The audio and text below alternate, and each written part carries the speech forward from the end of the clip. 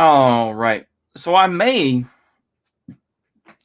go live today on the 8th because that is, I believe, it is VE Day technically. May 8th, 1945. Yeah, Victory in Europe Day. Yeah, VE Day. hmm So there you go. We'll go ahead and try to celebrate that a little bit and everything. So this will be kind of appropriate, I think. Speaking on May 8th, 1945, and I would say that the U.S. is basically Germany in 1945. We have an economy that is about to collapse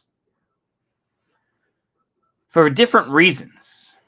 Whereas, Nazi Germany was built on, a lot of nonsense racialist ideas and built on, um, an economy that was based more in, supporting the military and everything else.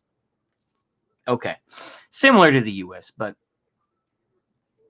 the U.S. economy could very well collapse. We have, of course, worldwide the raising of taxes. We have seen, the protests in Colombia.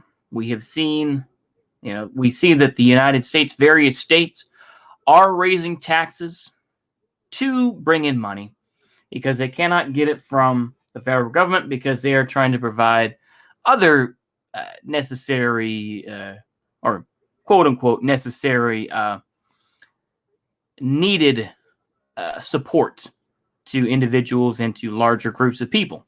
Okay. But I would say that the U.S. is not prepared for another crash. The U.S. is not prepared. The U.S. is not prepared for a complete devaluation of the dollar. And people are talking about it. And I do think that, the inflation will come about. Is it hyperinflation? I've seen this from economics explained. I've seen it from a lot of folks, but yeah, hyperinflation is already here. It's just a matter of when it actually comes about. And when the so-called safeties, I'm going to put it this way, think about it like a firearm. Is that right now that safety is on. But eventually, someone's just going to flip their thumb up so that now you're in rapid fire, You can empty out that 30 round mag pretty damn easily, right? And once that 30 round mag is emptied, there goes the economy, right? Right now, the safety is on. I think it's very easy for someone to flip that selector lever and pump it up or pump it down, whichever way, depending on what firearm we're talking about, to, just empty out that mag, right? Empty out the promises and the wishes of the U.S., right? The U.S., in my opinion, will collapse. In 1945, you have to remember that, the losses of 1944 were huge. And of course, if people have said, as historians and economists have said over and over, is there was record production. The production of Me-109s was huge. The production of tanks was huge, comparatively. Of course, they were still outnumbered by the U.S. and by the Soviets.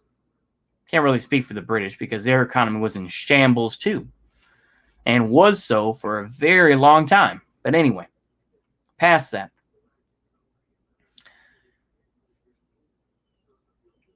Kind of similar to the U.S., right? Yeah, we're having record numbers of, of things being produced, right? But there's not that many people buying because, of COVID and everything else, right? So the thing is that I would compare it to, The Soviets, of course, post Operation Migration, launched on June 22nd, 1944, you had the retaking of most of the Soviet Union proper.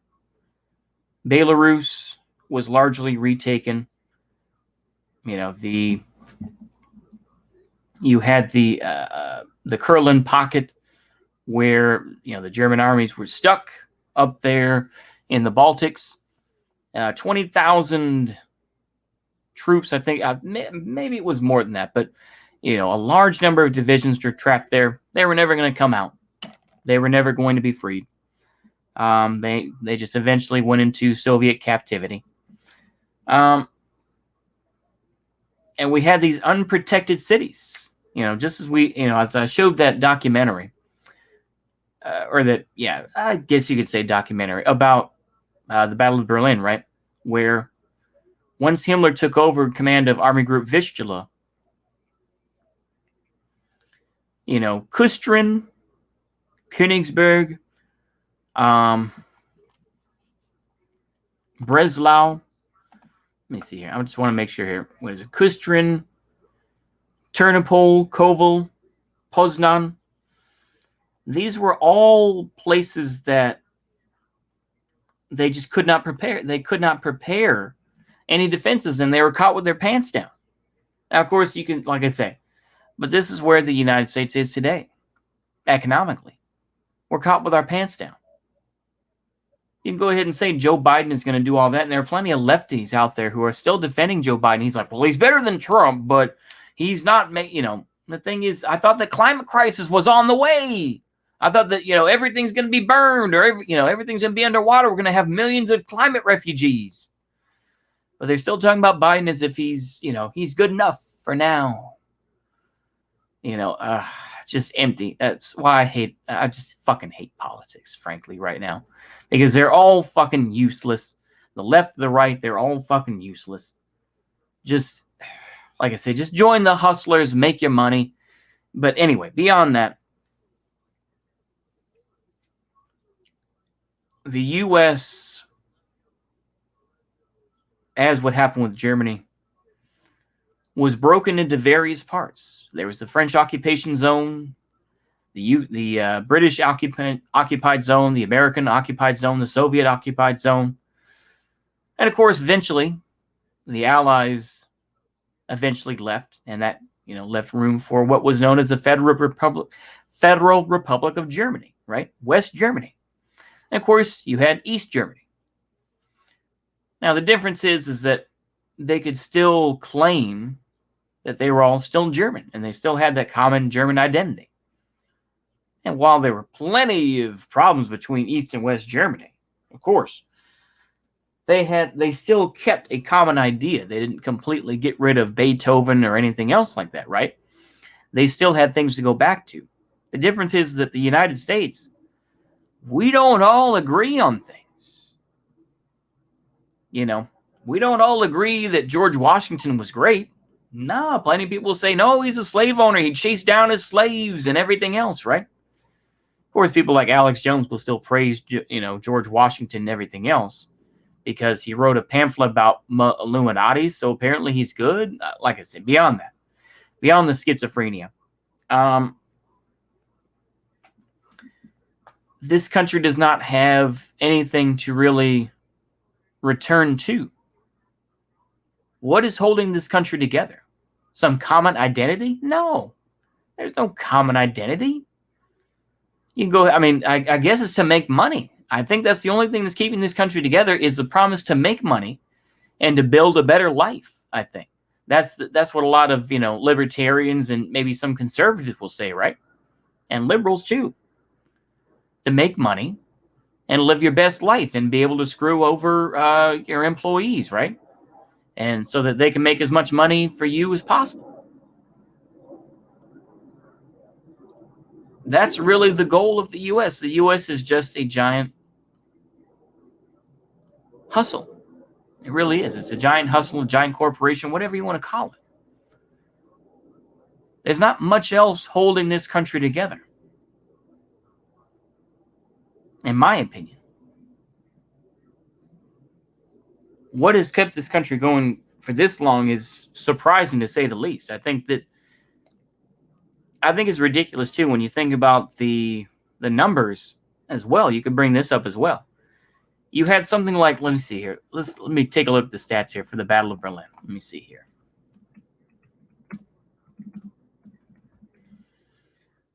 Battle of Berlin stats. Okay. Okay, let's see what we got here in terms of statistics. Let's take a look here. These are just round numbers here. So for the Soviets, you had 2.3 million soldiers, and that includes, the Polish Eastern Army, whatnot. Germans had 766,753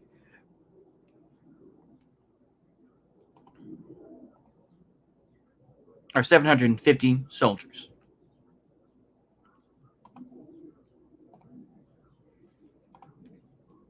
Okay, let's go ahead and continue. Strength. Excuse me. Yeah, 6,250 tanks and SP guns, 7,500 aircraft, 41,600 artillery pieces. And let's take a look at the Germans. 1,519 armored fighting vehicles, 2,224 aircraft, 9,303 artillery pieces. And let's see here. And in the Berlin defense area, 45,000 soldiers supplemented by the police force, Hitler Youth, and 40,000 Volkssturm.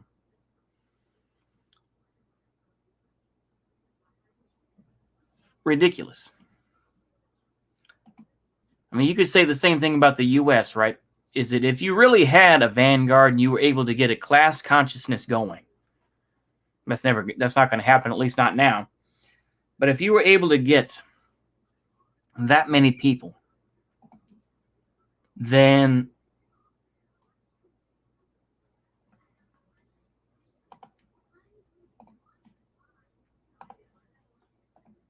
things would be glorious, right? You would think. But it's not.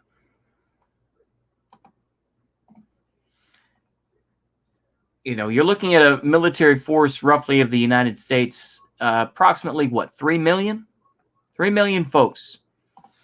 And you look at that and say to yourself, what is this nonsense?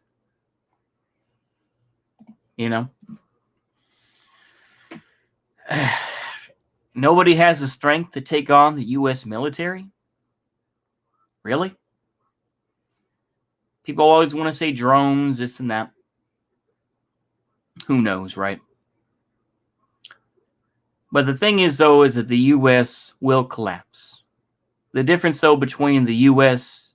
and Germany in 1945 and the Germans in 1945 versus the U.S. today is a reclamation and a reunification of the U.S.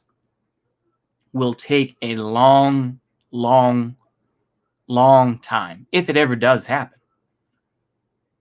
And it will be like, a sort of Alexander the Great sort of conquering where, you're going to have to conquer folks. You're going to have long, drawn-out campaigns, maybe more like the Roman Empire, where it's like these long, drawn-out campaigns of taking out your enemy. That's what's going to have to occur. Because once this country breaks apart, you're going to have every group under the sun trying to take their governmental power so that they can have the power. And there's going to be folks who are smart enough to make their deals with the Chinese or the Russians, right? Others will not. So it's going to be this balance, right? Between who's going to have the power and who doesn't. But the U.S. is done for. it's a matter of when, not if. It's going to occur. Even with the climate crisis. So if we want to look at it the way that a lot of these coping lefties talk about it, where it's like millions of climate refugees are going to flood into the U.S. What is this, like Camp of the Saints? If that situation occurred, then people would just go further inland and have a national redoubt where folks go, right? And everywhere else is going to be taken over by these gangs. And it's, you're going to have this core of folks who are going to eventually try to retake what's left, I guess. I don't know. Like I say, maybe that's some Mad Max type shit. Anyway, I've got to go to the toilet. I think I've said my piece. I'm just rambling at this point. Hopefully y'all enjoyed that. And happy VE Day. Have a good day and goodbye.